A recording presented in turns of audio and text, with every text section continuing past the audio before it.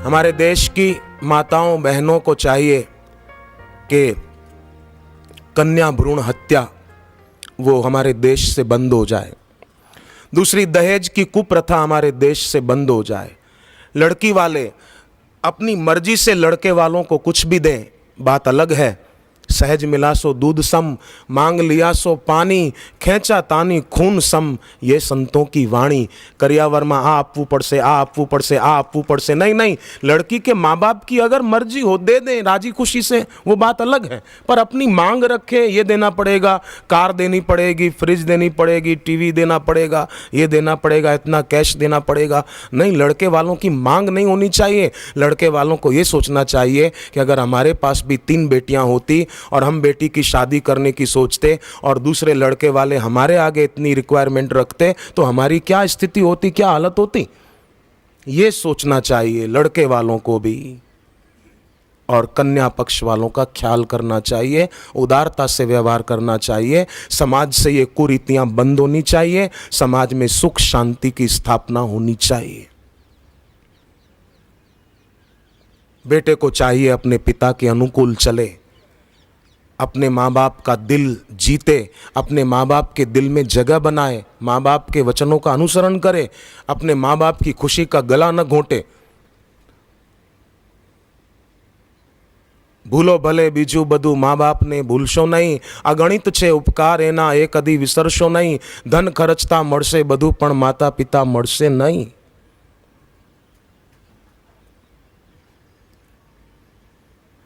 माँ कौशल्या जी, सुमित्रा जी और कैकेयी जी ने यह नहीं सोचा कि बहुएं कितना दहेज लेकर आ रही हैं। उनके सद्गुणों की प्रशंसा सुनकर उनको अपनी बहू के रूप में स्वीकार किया और स्वागत किया था। ये कुरीतियां हमारे समाज से बंद हो, दहेज की कुरीति और गर्भपात, कन्या भ्रूण हत्या। बापू तो बरसों से कहते थे, बापू जी के मित्र संत स्वामी रामसुखदास जी महाराज वो भी बरसों से कहते थे। अब तो सरकार के द्वारा भी कानून बन चुका। महापुरुष जो पहले से कहते थे, देखो सरकार को भी कानून बनाना पड़ा। बाकी बापू जी के सत्संग की कैसेटें प्रमाण है, कितने बरसों से बापू कहते आए कि ये बंद होना चाहिए, तो हो गया, सरकार की तरफ से कानून बन गया। पर कानून बना देने से भी कोई समस्या हल नहीं हो जाती। हर व्यक्ति को चाहिए कि इस बारे में जागरूक रहे। भगवान कृष्ण की माँ देवकी जी को पता था कि मेरे बेटे को तो मेरे पति छोड़कर आए यशोदा जी के वहाँ, ये जो कन्या है ये यशोदा की बेटी है, मेरी नहीं है। आ देवकी जी ने खबर हती छतांय देवकी कंस ने कहे छे कि आ कन्या तारू शू बगाड़शे, छोड़ी दे, इस बच्ची को छोड़ दे, ये बच्ची तेरा क्या बिगाड़ेगी। पर कंस ने जबरन उस बच्ची को छीन लिया। बच्ची को मारने गया तो बच्ची उसके हाथ से छूट गई। वो भगवान की योग माया थी। और उसने सोचा कि ये माँ कितनी दयालु है, इसको पता है कि मैं इसकी बेटी नहीं हूँ, फिर भी मुझे बचाने के लिए इतना प्रयास कर रही है। ऐसी दयालु माँ के गर्भ से मैं दोबारा जन्म लूँगी और ऐसी ममतामयी माँ की बेटी कहलाने का सौभाग्य मेरे को प्राप्त होगा। वही भगवान की योग माया वो सुभद्रा बनकर आई, भगवान कृष्ण की सगी बहन देवकी के गर्भ से जन्म लिया। नारी नारी की शत्रु ना बने, पोषक बने।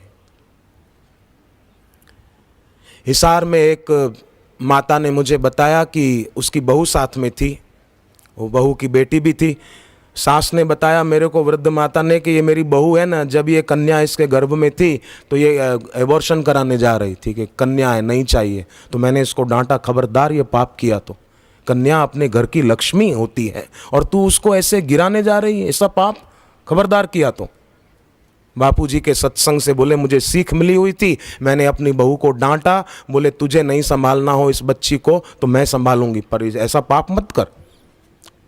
और बोले हमने कन्या का जन्म होने दिया और ये कन्या जब से जन्मी हमारे घर पे पैसा बढ़ रहा है, संपत्ति बढ़ रही है, हमारे काम धंधे में आवक बढ़ रही है।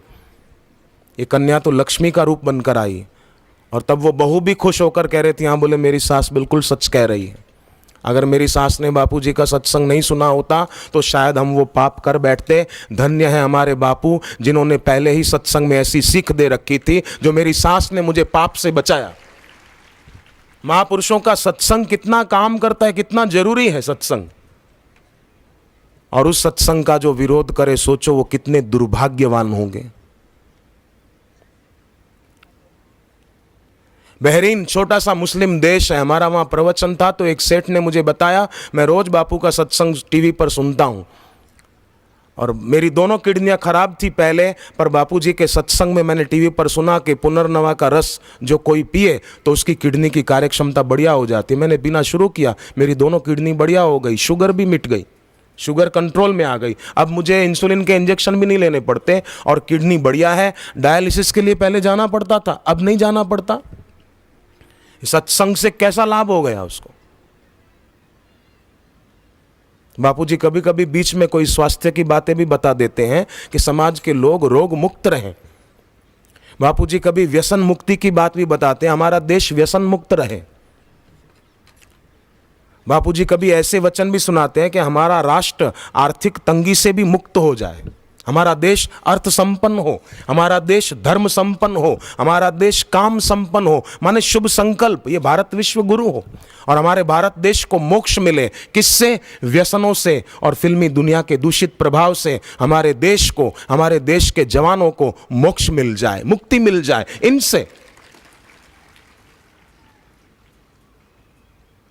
कितना गुरुदेव का सत्संग काम करता है, कितने लोगों के व्यसन छूट जाते हैं, कितने लोगों के रोग दूर हो जाते हैं, कितने विद्यार्थी महान प्रतिभावान बन जाते हैं।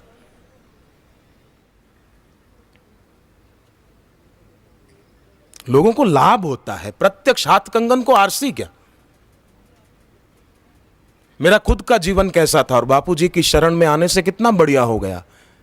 मेरी बहनों ने बापू से दीक्षा ली तो उनकी शादी बहुत अच्छे घरों में हुई, बहुत सुखी हैं वो। मेरी सगी बहनों ने दीक्षा ली गुरुदेव से, वो बहुत खुश है, मजे में है।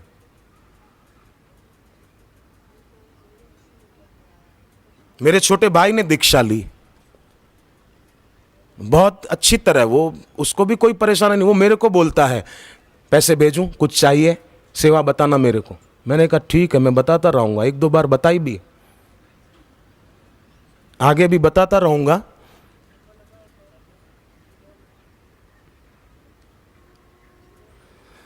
तो बहुत लाभ होता है, इसके समान और कोई लाभ नहीं। गिरिजा संत समागम सम समन लाभ कछुआन, बिनु हरि कृपा उपजे नहीं गावहीं वेद पुराण। ये तो हरि की कृपा होती है, उन्हीं की रुचि होती है। हरि जिनसे नाराज होता है ना, वो सत्संग के विरोध में लग जाते हैं। समझो ईश्वर रूठा है।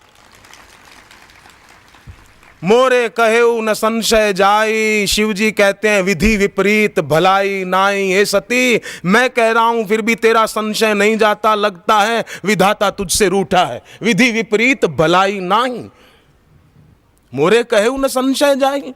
मैं कहता हूं फिर भी तुझे समझ नहीं आती।